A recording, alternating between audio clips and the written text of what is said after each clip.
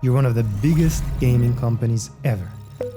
Bungie Studios, a multi-billion-dollar company. The people behind Halo and Destiny, some of the most influential shooters ever made. Bungie made Halo, which kind of made the Xbox for Microsoft, right? They even owned Bungie. You've got unlimited experience, unlimited talent, unlimited money, and you decide to revive one of your oldest, most creative, and genuinely interesting intellectual properties.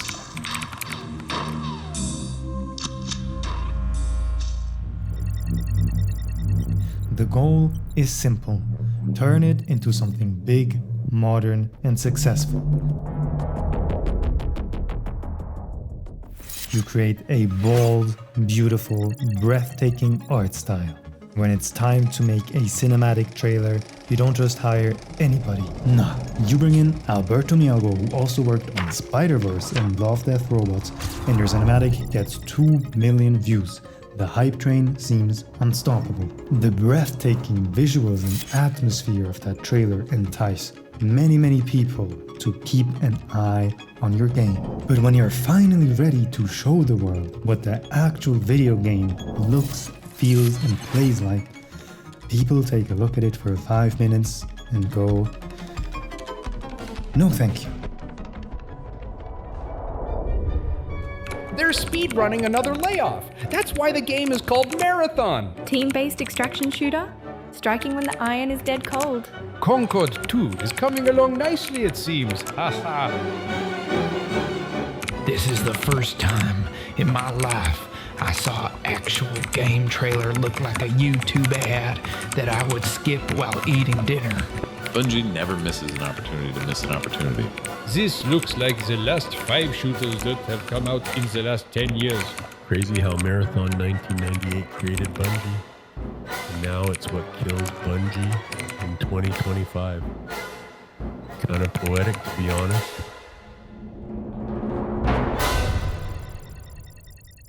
So what the hell happened? Why did Bungie think that it would be a good idea to intentionally downgrade their own art style? Well, it certainly wasn't about laziness or hardware limitations. Instead, they took a conscious gamble on the hidden psychology of how we play shooters. Let me show you what I mean by this.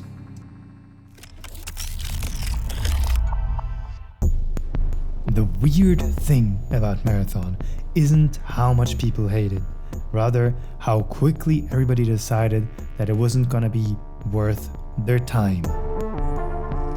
On paper, Marathon's success should have been a no-brainer. I mean, we're talking about Bungie here, the studio behind Halo, and not just that, they're remaking one of their earliest IPs ever. And you have to admit, even if you're the biggest Marathon hater out there, the world of Marathon absolutely slaps. This dark and mysterious sci-fi setting with a little bit of cosmic horror sprinkled on there, and all of it wrapped in this amazing graphic realism art style like nothing we've ever seen before. I get goosebumps just thinking about the second cinematic trailer they made, and I really just want a Netflix show out of it so bad. I met a traveler from an antique land who said, 2 vast and trunkless legs of stone stand in the desert. And I'm certainly not the only one who feels that way, as this cinematic short was positively received and praised by virtually everybody.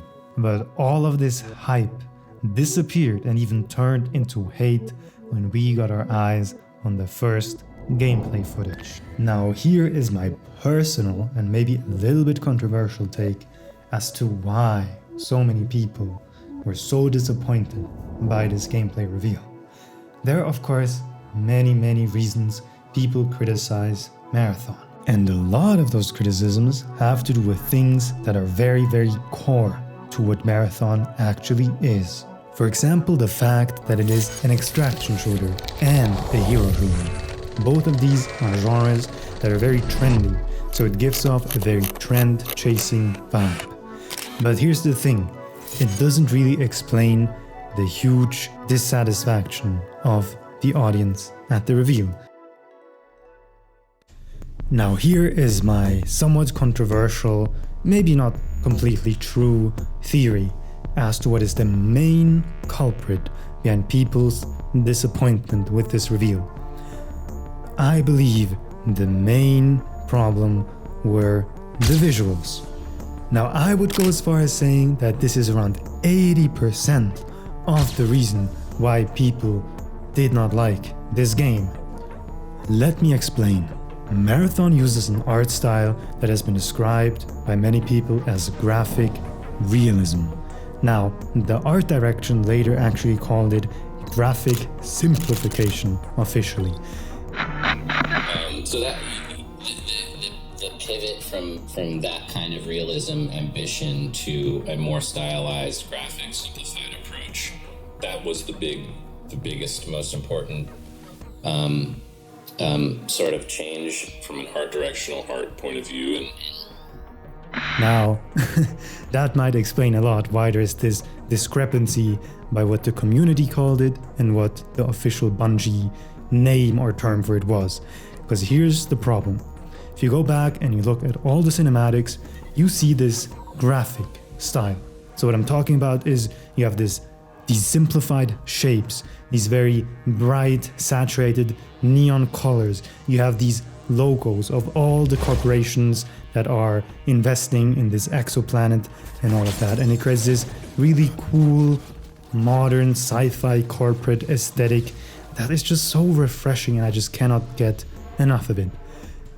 Now, this part of the art style and art direction is already pretty cool, but what really convinced a lot of people, including me, to be very hyped for it is if you look at the cinematics, you have those very simplified shapes and surfaces that are just, very blocky and simple, and, even if you look at the guns, but they are enhanced by incredibly realistic material details.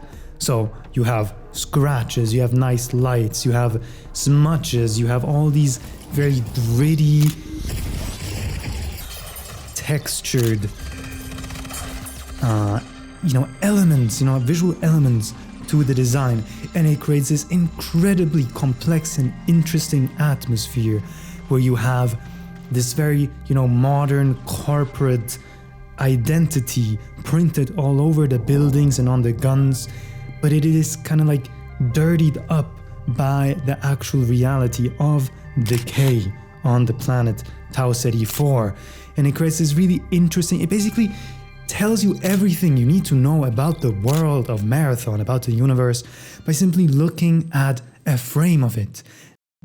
That contrast between these very simple, bold, modern, almost arrogant shapes and the reality of this very gritty, dirty, abandoned planet.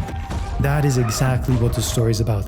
And it reminds me also a little bit of Squid Game. Squid Game uses a lot of these simple shapes. You have the triangles, you have the brightly colored game rooms, and then it contrasts with the brutal reality, with, all the violence, with the blood, with all of that. And that's another thing, when you kill people in Marathon, they used to kind of just turn into this like duffel bag where you can grab their items out of. Whereas in the cinematic trailers, you could see them bleeding out this blue, beautiful synthetic blood. When we saw the gameplay reveal, all of that depth, all of that grittiness, all of that realism was almost completely stripped away. We basically got Roblox graphics. I mean, come on. That is absolutely insane and very, very disappointing. Instead of getting a breathtaking, innovative art style with this cool, gritty aesthetic, we just got another Valorant, we just got another Roblox, another Fortnite. But to really understand why this was happening, let's take a step back. Why did Bungie think it was a good choice to give us another game with an aesthetic similar to something like Valorant or Fortnite? And to figure that out, we have to take a look at NPR, non-photorealistic rendering in video games. NPR is basically any kind of art style that doesn't try to be as photorealistic as possible, instead prioritizing artistic expression and stylization. Of course, photorealism and NPR aren't just a binary, but instead exist on a spectrum. Look at a game like Marvel Rivals, for example.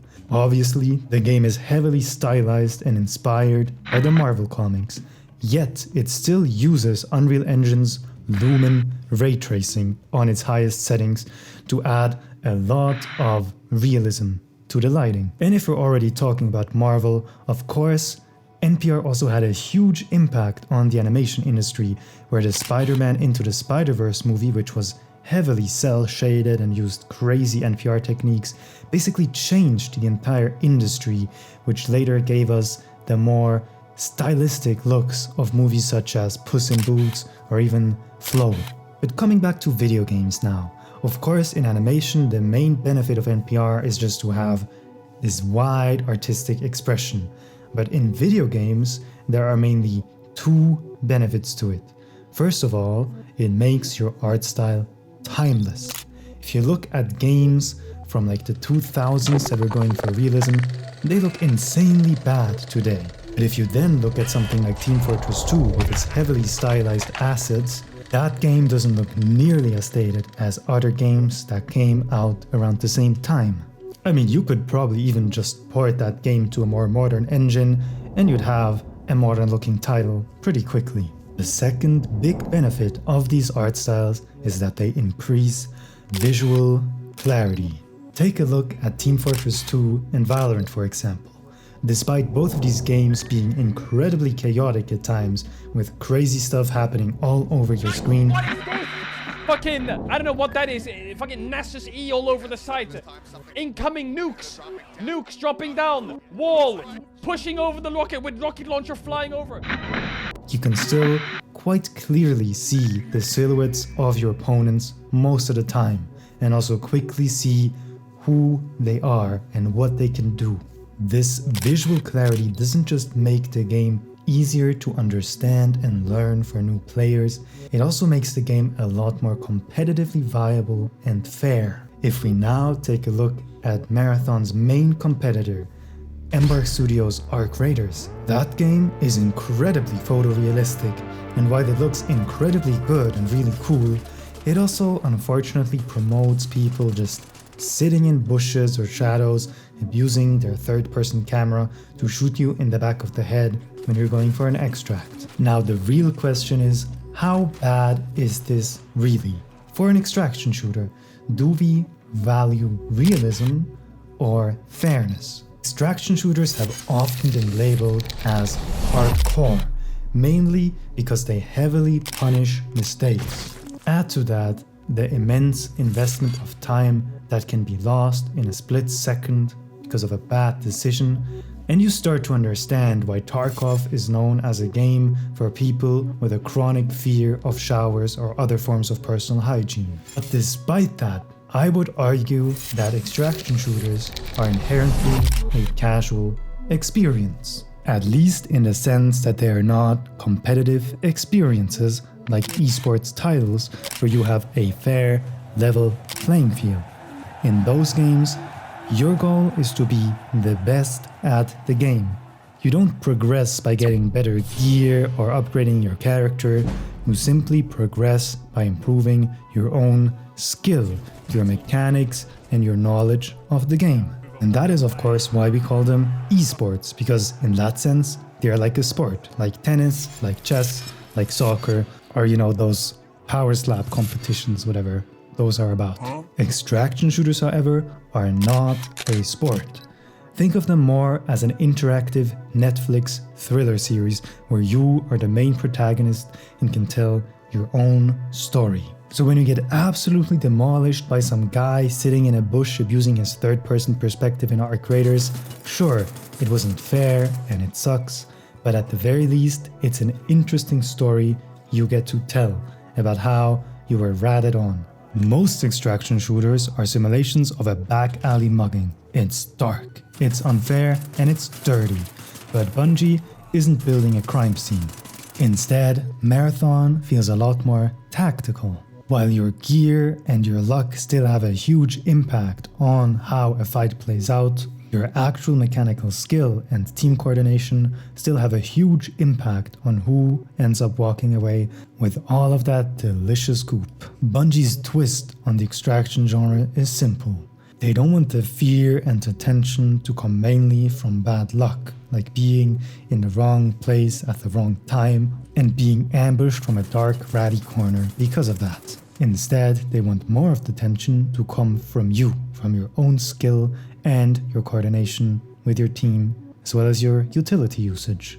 But just because Bungie is going for a more esports or competitive style extraction shooter doesn't mean they can get away with giving us a game that looks like it was made by a 10-year-old in Roblox Studio. And that's why, following the bad reception, Bungie started working more and more on rehauling the visuals of the game. And sure, the game looks a lot better, but they did a lot more than just saying, lol, let's turn RTX on. You see, in the alpha, the game suffered from uniform roughness. Now they added a lot more realism and detail to most textures and models by giving them roughness maps. You see, when your brain sees a uniform surface without any imperfections, it immediately assumes that it's not real, or at least artificial in some ways. When you add a lot of surface imperfections, so smudges, scratches, and different parts that reflect light differently, your brain starts to feel a little bit more at home with what it sees. On top of that, they also made all the outdoor areas more detailed, with denser, more realistic foliage. And in some places, they even added volumetric fog and breathtaking god rays. On top of that, when you kill someone in Marathon, they now finally bleed out, just like in the cinematic, with this nice synthetic blue blood. And their body even decays over time, which also adds another visual clue that actually ties into gameplay, because you can basically read the map to see how long ago someone died in a given area. So now Marathon looks a lot more like what we were promised initially in all those cinematics. A cinematic, atmospheric game that still has some nice readability and competitive integrity.